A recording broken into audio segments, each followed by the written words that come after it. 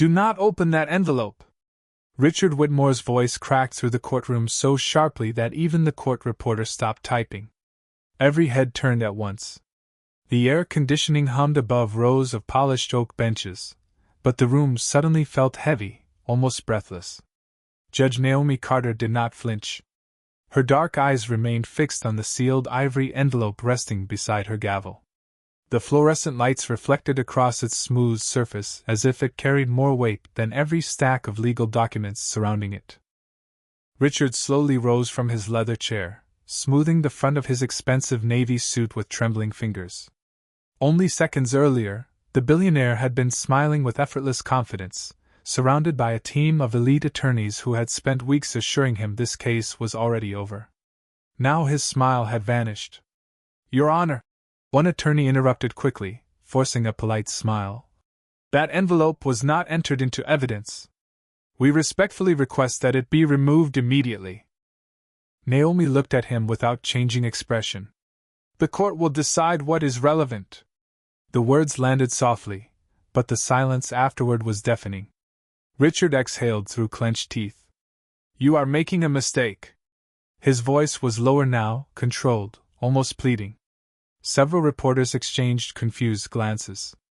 This was not the man they knew. Richard Whitmore never begged anyone. Outside the courthouse, television crews had predicted another easy victory for America's real estate king. Inside, cameras from the media gallery quietly adjusted their lenses toward the bench, sensing something had shifted. Naomi rested one hand beside the envelope. Her fingertips barely touched the polished wood. She noticed everything. The bead of sweat sliding beneath Richard's collar. The tiny shake in his right hand. The way his lead attorney avoided looking directly at the envelope. None of it matched the confidence they had displayed all morning. Something was wrong. Very wrong. The courtroom doors suddenly opened with a slow metallic click. Every eye turned. An elderly court clerk walked down the center aisle carrying an official receipt log, his footsteps echoing against the marble floor. "Your Honor," he said quietly, "this package was delivered less than 15 minutes before today's hearing. Verified chain of custody. Personally addressed to the court." Richard's face strained of color. "Who delivered it?" he demanded before anyone else could speak. The clerk hesitated. "There was no return address." A low murmur rippled across the gallery. Naomi glanced once more at the envelope. The cream-colored paper showed no markings except 7 simple words written in neat black ink. "For Judge Naomi Carter. Opened before final judgment." She had presided over hundreds of trials. She had seen forged evidence, desperate witnesses, political pressure, and wealthy defendants convinced that influence outweighed justice. But something about this envelope felt different. It carried no drama. No threats. Only quiet certainty. Richard leaned toward his attorney, whispering so urgently that the man visibly stiffened. The attorney swallowed hard, then stood again.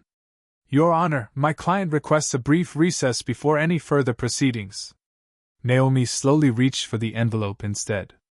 The soft scrape of paper against polished wood sounded impossibly loud inside the silent courtroom.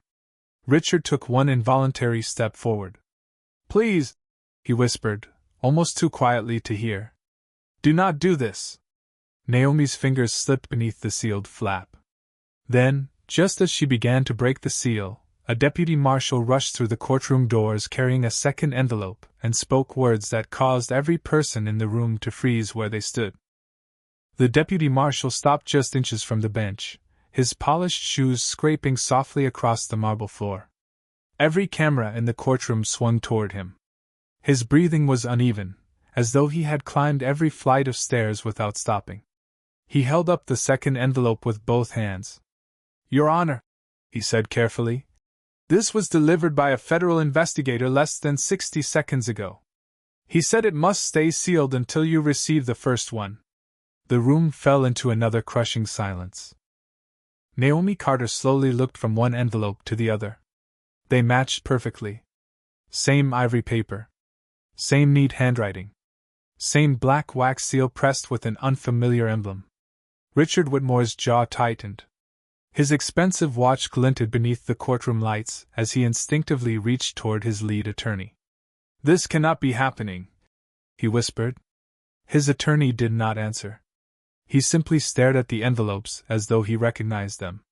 Naomi noticed the change immediately. She leaned forward slightly. "Counselor," her calm voice echoed through the room. "Do you know these documents?" The attorney hesitated for one dangerous second too long. "No, Your Honor." His answer sounded rehearsed. Naomi held his gaze. She had spent 2 decades reading witnesses, defendants, politicians, and liars. She knew the difference between confidence and fear. This was fear. The court reporter resumed typing, each sharp keystroke snapping through the silence like tiny hammer blows. Richard suddenly stood again. "This hearing has become compromised," he declared, forcing authority back into his voice. "I request an immediate mistrial." A ripple spread through the gallery. Reporters began scribbling notes. One producer quietly motioned for another camera operator to move closer. Nobody wanted to miss what happened next. Naomi did not even glance toward Richard. Instead, she examined the first envelope under the bright courtroom lights. Along one edge was a faint fingerprint in blue ink, almost invisible until the paper caught the light at just the right angle. Beside it, barely noticeable, were 3 embossed numbers pressed into the paper itself. Richard saw her studying it. A bead of sweat rolled down his temple. He wiped it away too quickly. "Your Honor," he said softer now, "some things arrive in court because people want attention, not justice." Naomi finally looked at him. "Then I suppose we should find out which this is." She slid a letter opener beneath the wax seal. The gentle crack of breaking wax echoed across the courtroom. No one breathed. She reached inside and removed a single folded page. Then another. Then a color photograph. Her eyes settled on the image first. The color drained from her face, not from fear, but from surprise. It showed Richard Whitmore standing beside someone the entire nation believed had disappeared years ago. The date stamped across the corner matched the week he had testified under oath that they had never met. Gasps spread through the gallery. Richard's attorney quietly lowered his head into his hands. Naomi unfolded the second sheet. Her eyes moved steadily from line to line. Every few seconds she paused, then continued reading. The courtroom had become so silent that even the faint buzz of fluorescent lights sounded loud. Richard gripped the defense table until his knuckles turned white. He tried to speak, but no words came. Naomi carefully placed the documents back on the bench before lifting the unopened second envelope. She studied its seal for only a moment before turning toward the deputy marshal. "Who delivered this one?" The deputy swallowed hard. "Your Honor, the investigator said the person who wrote everything is waiting outside." Naomi's eyes narrowed slightly. "Bring them in."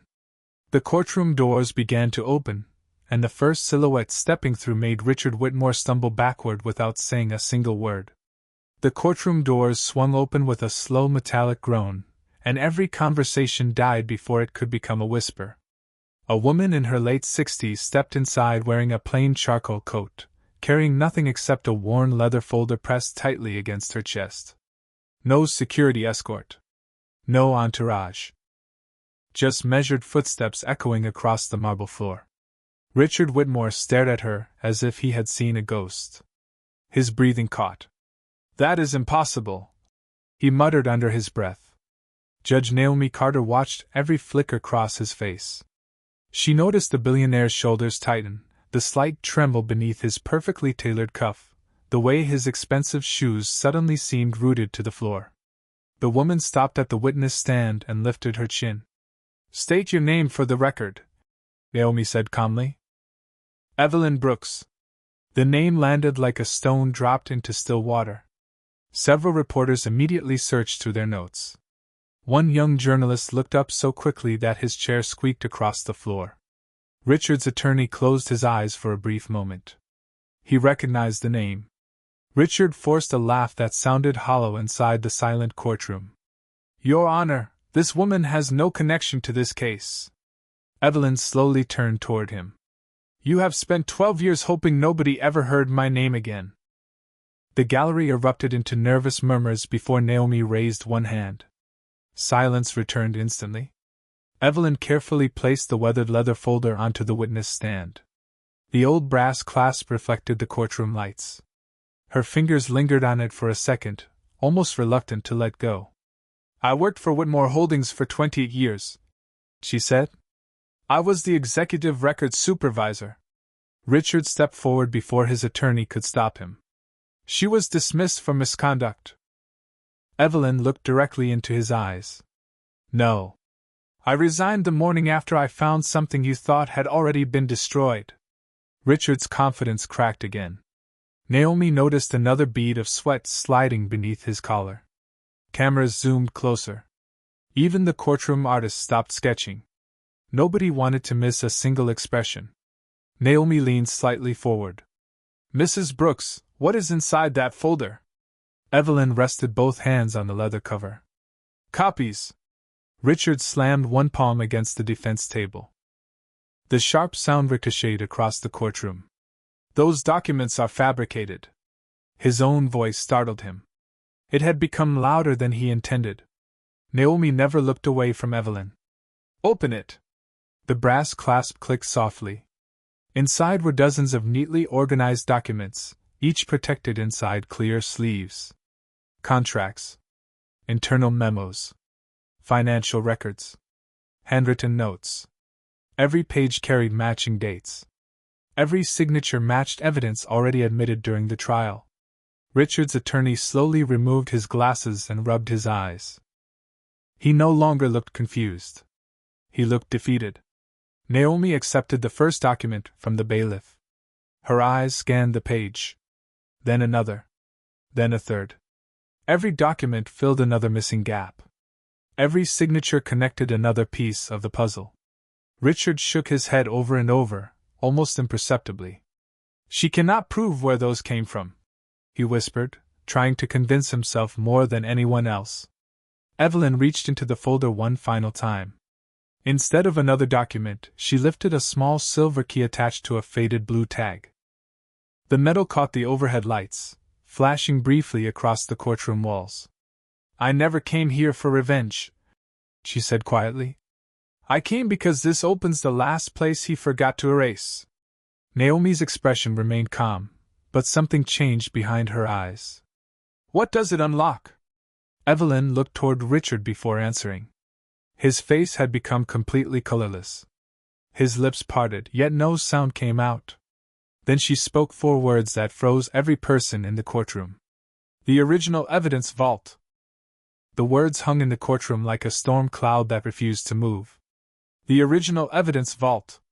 Nobody spoke. The faint buzz of the ceiling lights suddenly sounded louder than the crowd itself. Judge Naomi Carter slowly placed both hands on the bench, her eyes never leaving Evelyn Brooks. Richard Whitmore shook his head almost instinctively. That vault was emptied years ago, he snapped, his voice sharper than before.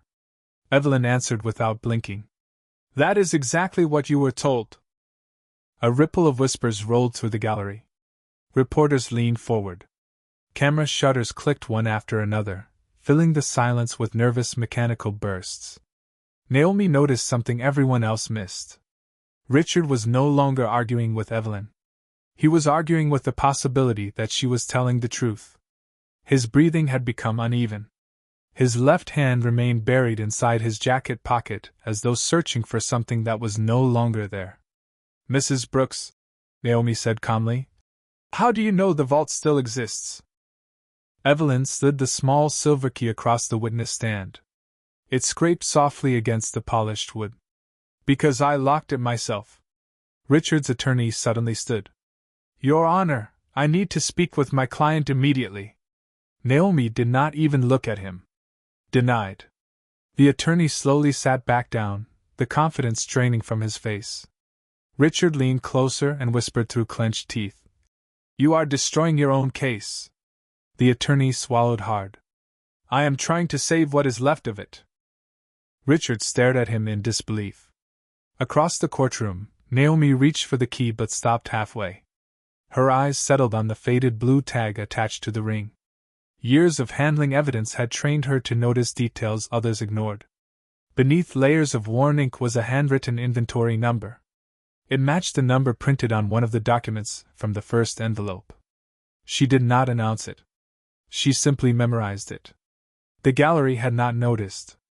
Richard had. His eyes widened for the briefest second before he forced them away. Naomi saw it. The courtroom doors opened again.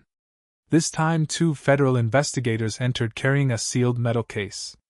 Its brushed steel surface reflected the cold courtroom lights in sharp silver streaks. Every footstep echoed across the marble floor. One investigator approached the bench. "Your Honor," he said, placing the case carefully before her. "This was recovered 38 minutes ago after receiving an anonymous location." Richard's face emptied of every remaining trace of confidence. "No," he whispered. "That cannot be." Naomi examined the case. A heavy security seal stretched across the latch. The evidence number stamped into the metal matched the number on Evelyn's key. The room seemed to inhale at once.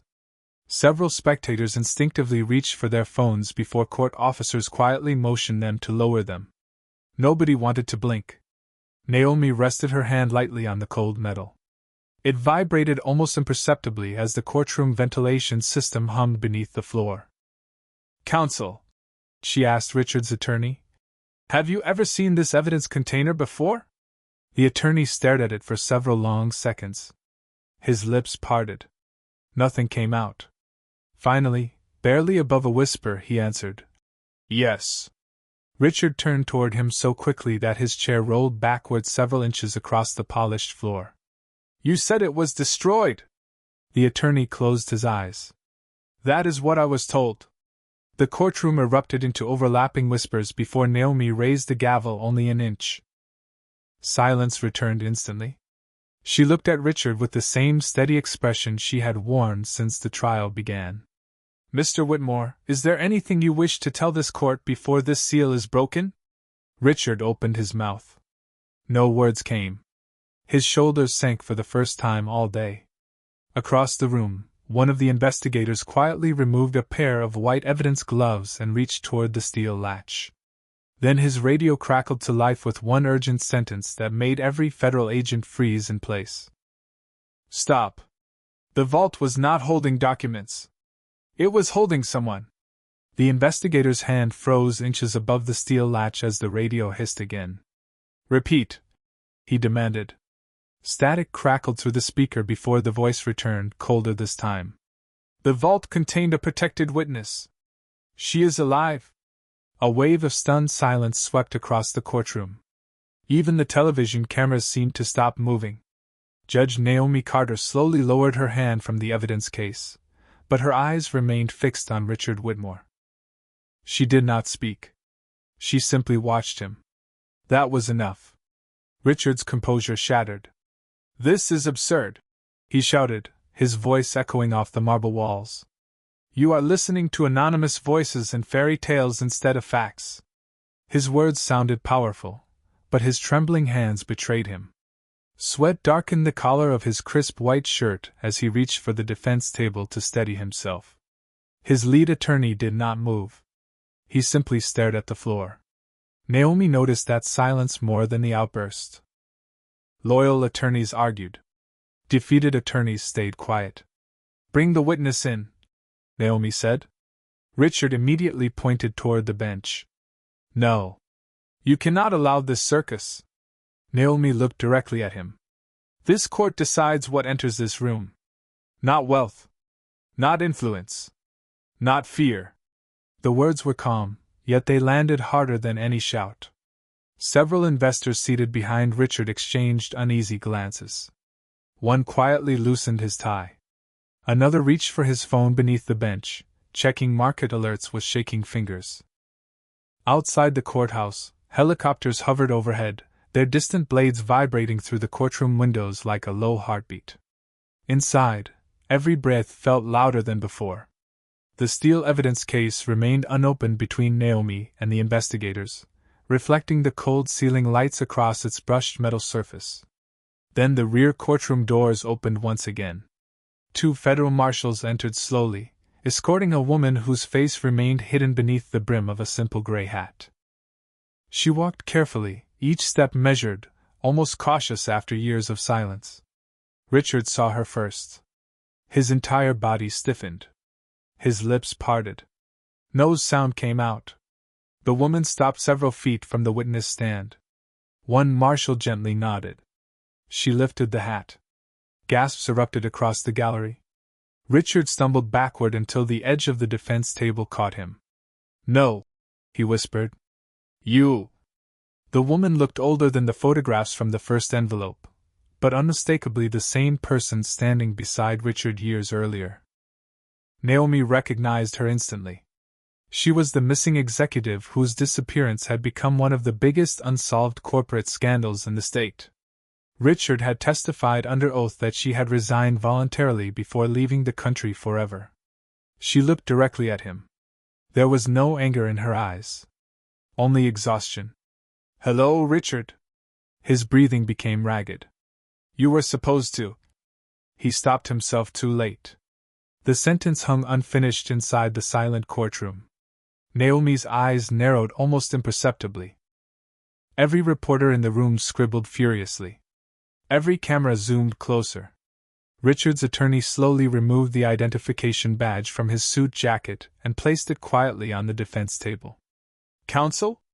Richard asked, panic rising into his voice. The attorney finally looked at him. "I cannot represent testimony that I now believe may be false." The words struck harder than any verdict. Richard stared at the man who had defended him for nearly 15 years. "You are abandoning me?" "I am following the law." For the first time all day, Richard Whitmore stood completely alone. No attorney beside him. No advisor whispering strategy. No confident smile left to wear before the cameras. Naomi remained perfectly still, yet the entire courtroom seemed to shift around her. She reached toward the unopened steel evidence case again. The protected witness suddenly raised one trembling hand. "Your Honor," she said softly, "before you open that case, there is something inside even I was never allowed to see." Naomi paused. The investigators exchanged confused looks. Richard slowly closed his eyes as though he already knew what was coming. Then, from somewhere deep inside the sealed case, a faint electronic tone echoed through the silent courtroom, followed by a tiny blinking green light that none of them had noticed until that exact moment. The tiny green light blinked once. Then again. No alarm followed. No explosion. Only silence so complete that the faint vibration of a reporter's phone against the wooden bench sounded unnaturally loud. Every eye drifted from the steel case to Judge Naomi Carter. She did not move. Her breathing remained slow, controlled, almost impossibly calm. The cold courtroom lights shimmered across the brushed metal surface while the investigators instinctively stepped back half a pace. Richard Whitmore stared at the blinking light without blinking himself. His shoulders had collapsed, but his eyes refused to leave the case. "Open it," he whispered. Nobody could tell whether it was a demand or a surrender. Naomi folded her hands together instead. "Not yet." Confused murmurs spread through the gallery. One television producer quietly lowered his headset. A young reporter frowned, expecting another dramatic reveal, only to find something even more unsettling. The judge was waiting. Naomi's eyes shifted toward the protected witness. "You said there was something inside you were never allowed to see." The woman nodded slowly. "I was ordered to guard it. Never to open it." Her voice was steady, but her fingers trembled around the edge of the witness stand. "Who gave that order?" Naomi asked. The witness answered without hesitation. "Not Richard." Every head snapped toward the billionaire. Richard looked up in disbelief. For the first time since the trial began, someone had spoken words that did not directly accuse him. His expression changed from panic to confusion. Naomi noticed it immediately. She noticed something else as well. Richard was terrified of the case, but not surprised by its existence. That distinction settled quietly inside her mind like another missing piece finding its place. She stood from the bench. The scrape of her chair echoed across the silent courtroom. Every camera followed her. Every spectator leaned forward. She walked around the front of the bench with measured steps, stopping beside the steel case. Its surface reflected her black judicial robe in soft silver waves. She rested two fingertips lightly against the lid. It felt cold. Too cold for something that had supposedly been sealed for years. One investigator cleared his throat. "Your Honor, our technicians can examine it first." Naomi shook her head. "No." Richard suddenly found his voice again. "You are making another mistake." His words came quickly now, almost desperate. "You have no idea what chain of custody has been broken." Naomi turned toward him. "Neither do you." The courtroom fell silent once more. Richard opened his mouth, then stopped. He realized too late that she had not guessed. She had observed. She knew he was speaking about procedures no outsider should have known unless he had been connected to the evidence long before today. His own urgency had exposed him. Several investors exchanged uneasy looks. One quietly slid his company identification badge into his briefcase. Another lowered his eyes altogether. The balance of power inside the room had shifted without anyone raising their voice. The protected witness watched Naomi with growing disbelief. "You saw it," she whispered. Naomi did not answer. She simply looked at the faded evidence label one more time. Then her eyes drifted toward the first envelope lying open beside the bench. The inventory number. The blue fingerprint. The handwritten note. Every detail pointed in the same direction. She had not been following the documents. She had been following the person who wanted them discovered in exactly this order. Somewhere, someone had been guiding the entire courtroom toward a truth larger than the trial itself. A quiet chill settled over the room. Even Richard seemed to understand that whatever came next was no longer about winning or losing. It was about uncovering something none of them had expected. Naomi reached into her robe and slowly removed a small folded card that had slipped unnoticed from the first envelope hours earlier. She unfolded it for the very first time. There was only one handwritten sentence. Her expression did not change, but the color quietly drained from the face of the protected witness as she recognized the handwriting. Naomi lifted her eyes toward the courtroom doors just as slow footsteps echoed from the hallway outside. Then she spoke 4 calm words that froze every soul in the room. "They are finally here." The courtroom doors opened one final time, but no one rushed inside. Slow, deliberate footsteps echoed across the marble floor, each one louder than the last. Every camera turned at once. Every reporter stood. Judge Naomi Carter remained perfectly still, the folded card resting between her fingers. The man who entered wore a simple dark overcoat instead of a tailored suit. Silver hair framed a weathered face, but his posture was unmistakably military. The protected witness closed her eyes for a brief second. "He came," she whispered. Richard Whitmore did not breathe. "No," he murmured. "He promised." The stranger stopped several feet from the bench and removed a leather credential wallet. A federal investigator examined it, then immediately stepped aside without a word. The gallery noticed the reaction before they understood it. Whatever authority this man carried, it outranked everyone already inside the courtroom. Naomi looked directly at him. "You asked this court to wait." He nodded once. "Because opening that case without the final witness would tell only half the truth." Richard suddenly found his voice again. "He is lying." The words exploded through the silence, but nobody turned toward him this time. Their eyes stayed on the stranger. The shift was almost invisible, yet it changed everything. Hours earlier Richard had controlled every conversation. Now he struggled to hold even a single person's attention. Naomi unfolded the small card completely and handed it to the newcomer. He read the handwritten sentence only once before looking back at her. A faint smile crossed his face.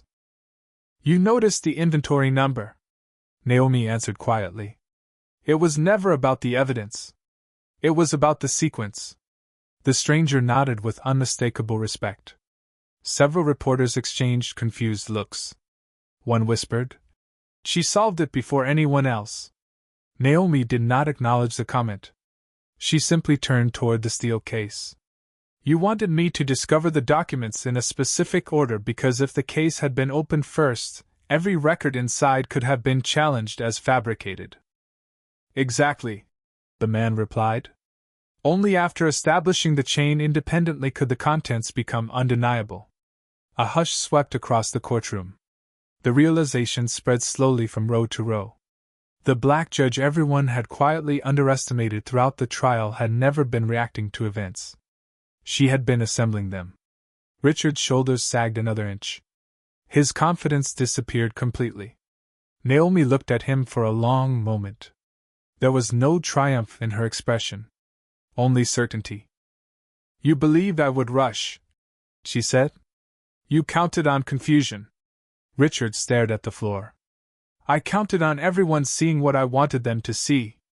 The admission slipped out before he realized what he had said. His own attorney slowly covered his face with one hand. Across the gallery, several investors quietly stood and walked toward the exit without saying a word. Their polished shoes echoed across the marble like the closing notes of a long performance. The stranger finally stepped beside the evidence case. He held up another key. It was identical to Evelyn Brooks's key except for one small engraving near the base. 2 keys, he said softly. Neither works without the other. Evelyn looked at him with tears gathering in her eyes. You kept yours. I promised I would. Together they inserted both keys into opposite sides of the steel case. The locks clicked in perfect unison. A faint mechanical hum filled the courtroom. Every phone camera lifted higher. Every breath stopped. Naomi rested one hand gently on the lid. The stranger looked at her. Your Honor, only you can open it now. She slowly lifted the lid. Inside was no stack of cash, no secret weapon, no hidden recording device. It was a single weathered file stamped with one sentence in bold red letters. Official findings. Never submitted to the court. Naomi opened the file to the first page. Her calm expression finally changed. She looked up at Richard, then at the protected witness, before slowly turning her eyes toward the packed gallery. Nobody spoke. Nobody moved. Because the name listed as the architect of the entire conspiracy was not Richard Whitmore. Silence settled over the courtroom with a weight no verdict could match. The only sound was the quiet hum of the fluorescent lights reflecting across the open file resting in Judge Naomi Carter's hands. Nobody asked who the real architect was anymore. They were all staring at Naomi. Hours earlier, many of those same eyes had quietly questioned whether the black judge was prepared for a case involving one of the richest men in the country. Now those doubts had vanished without a single word of apology. Naomi slowly closed the file and placed it gently beside the steel evidence case. She did not look victorious. She looked tired. The kind of tired that came from carrying responsibility instead of pride. Richard Whitmore remained motionless behind the defense table. His expensive suit suddenly seemed too large for him, as though authority itself had slipped away.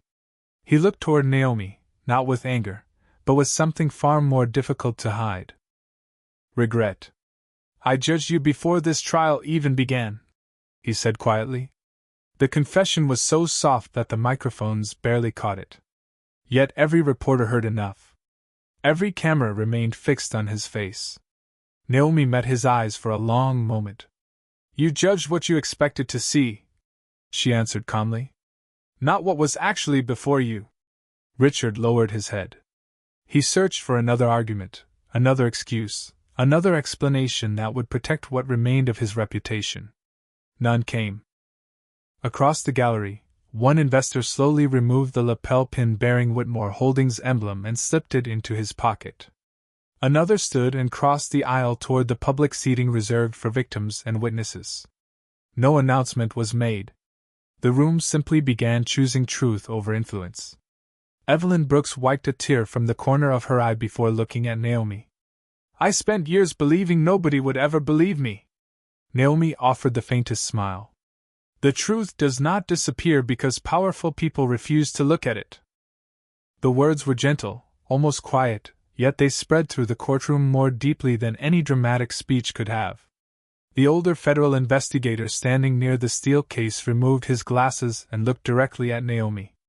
"Your Honor," he said, his voice carrying unmistakable respect, "if you had opened that evidence when everyone demanded it, this entire investigation would have collapsed." Naomi glanced briefly toward the two envelopes that had begun everything. Patience can protect justice just as much as urgency. The investigators exchanged silent nods. Even the reporters stopped typing for a moment, recognizing they were witnessing something larger than another courtroom victory. They were watching trust being rebuilt one decision at a time. Richard slowly stepped away from the defense table. Every movement felt heavier than the last. He stopped several feet from the bench. "I owe you an apology." The courtroom became perfectly still again. Naomi did not interrupt him. "Not because I lost," Richard continued, his voice rough with emotion. "Because I never believed you would see through what everyone else accepted." Naomi listened without satisfaction. Without revenge. "An apology matters most when it changes the person giving it." Richard nodded once. His eyes drifted across the courtroom, taking in the investigators, the witness, the journalists, the investors who had quietly turned away from him. For the first time in years, money had not been enough to control the ending.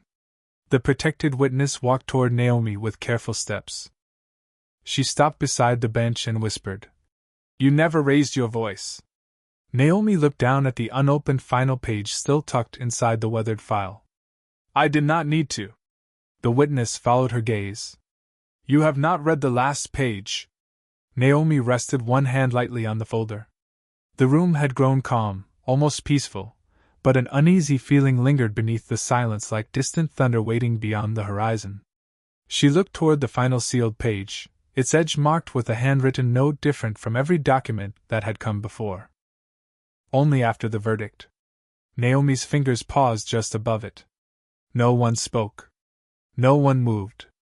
Because somehow everyone in that courtroom understood the same unsettling truth. The greatest revelation of the day had not been read yet. Judge Naomi Carter rested her fingertips on the final sealed page. The courtroom no longer carried the restless energy of a public spectacle. The fluorescent lights reflected softly across the cooled steel evidence case, while every phone camera slowly lowered, one by one. Nobody wanted another headline anymore. They wanted the truth to finish speaking. Naomi broke the final seal with the same steady hands that had never shaken all day. The paper unfolded with a quiet rustle that echoed through the stillness. She read only a few lines before closing her eyes for the briefest moment. Then she looked up. "This page was never meant to accuse anyone," she said softly. "It was written to prevent this from happening again." The room remained silent. Richard Whitmore watched her without the shield of wealth, confidence, or influence. For the first time in decades, he looked like an ordinary man standing before another human being. Naomi continued, her voice calm enough that every word seemed to settle gently over the room. "The investigation concludes that the greatest failure was not a single person. It was the culture that rewarded status over truth and dismissed honest voices before they were ever heard." No one argued. No one reached for an objection. Even the reporters stopped writing. Richard lowered his head. His polished shoes reflected faintly in the marble floor beneath him. "I spent my life believing authority meant people should trust me first," he said quietly. "Today I realized I never learned how to earn that trust." Naomi listened without satisfaction. There was no triumph in her eyes, only understanding. "Then today can be the first day you do." Richard looked at her, surprised not by forgiveness, but by the absence of bitterness. Across the gallery, investors, attorneys, investigators, and witnesses exchanged silent glances. The invisible lines that had separated wealth from service, power from integrity, no longer felt as permanent as they had that morning. Evelyn Brooks gently closed the weathered file and placed it into the hands of the federal investigator.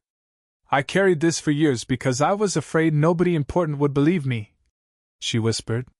The investigator smiled faintly. "The important person finally did." His eyes turned toward Naomi. Several spectators rose from their seats. No applause came. Somehow applause felt too small for what had just happened. Instead, people simply stood in quiet respect. One young law student in the back row slowly removed her notebook from her bag and wrote a single sentence before closing it again. Richard stepped away from the defense table. He stopped before the bench, not as a billionaire addressing a judge, but as one person acknowledging another. "Thank you," he said. Naomi gave the smallest nod. "Honor the truth after you leave this room. That will matter more than anything said inside it." Richard accepted the words without defending himself, without bargaining, without asking for sympathy.